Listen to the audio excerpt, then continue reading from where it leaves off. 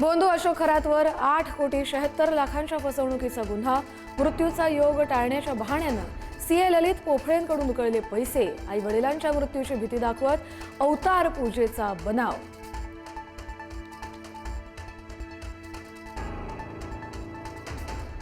Nashik TCS प्रकरणातील आरोपी दानिश शेखच्या मोबाईलमधील प्रत्येक फाईल आणि ॲपसाठी वेगवेगळे पासवर्ड आणि फेस आयडी. न्यायालयाची परवानगी घेऊन आरोपीला प्रयोगशाळेत नेत फेस आयडीच्या सहाय्याने मोबाईल केले अनलॉक.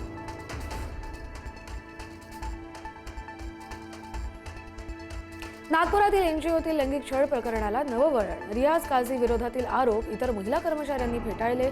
काझी विरोधात धर्मांतरासाठी दबाव आणि लैंगिक छळाचे आरोप.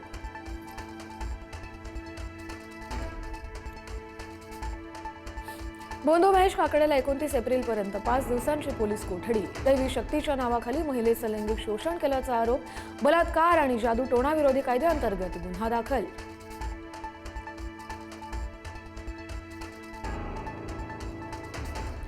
सरकारी निमसरकारी शिक्षक शिक्षकेतर कर्मचाऱ्यांचा संप स्थगित.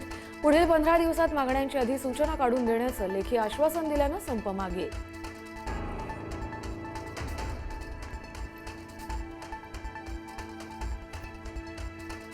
उद्धव ठाकरे विधान परिषदेचे उमेदवार असले तरच भाजप निवडणूक बिनविरोध करणार. मग यानं अन्य उमेदवार दिला तर भाजप उमेदवार देणार.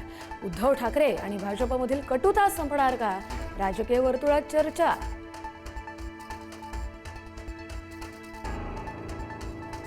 एकनाथ शिंदेंकडून बच्चू कडू यांना विधान परिषदेच्या आमदारकीचा प्रस्ताव. पक्ष विलीन करून शिवसेनेत सामील व्हावं शिंदे गटाची मागणी. तर दुसऱ्या जागेसाठी नीलम गोऱ्हे यांचं नाव जवळपास निश्चित असल्याची माहिती.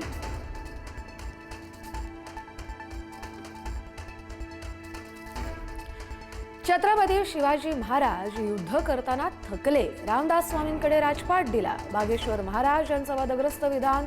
नागपुरात सरसंघचालक मोहन भागवत आणि मुख्यमंत्र्यांच्या उपस्थितीत वक्तव्य.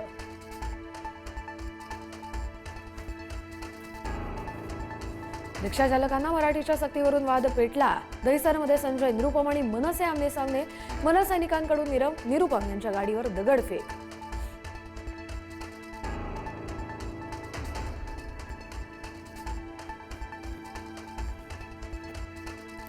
मुंबईकरांवरील 10% पाणी कपात अटळ. तलावांमधील पाण्याची पातळी घटत असल्यानं पाणी कपातीची शक्यता. 29 एप्रिलपूर्वी पाणी कपातीबाबत अधिकृत घोषणा होण्याची शक्यता.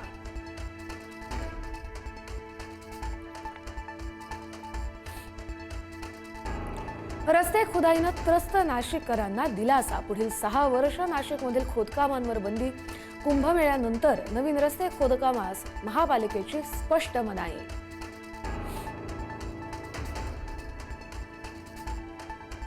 ठाणे तहसीलदार कार्यालयातील मामलेदार मिसळपाव बंद. 75 वर्षांपासून सुरू असलेल्या मामलेदार मिसळचं बांधकाम रस्ता रुंदीकरणाच्या कामासाठी पाडलं.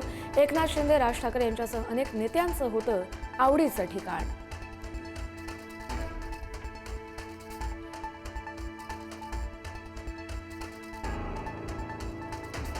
एका 16 वर्षीय मुलीचे पूर्ण केस कापून घरात बसवलं. मुलीवर मुलांची वाईट नजर नको म्हणून पालकांचा अजब प्रताप.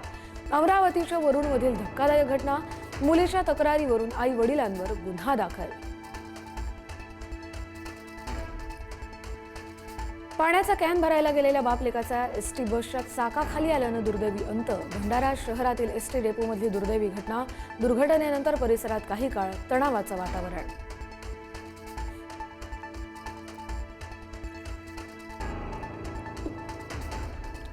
अमेरिका आणि इराणमधील शांतता चर्चा उद्या होण्याची शक्यता. इराणचे परराष्ट्र मंत्री अब्बास अराक्ची पाकिस्तानमध्ये दाखल.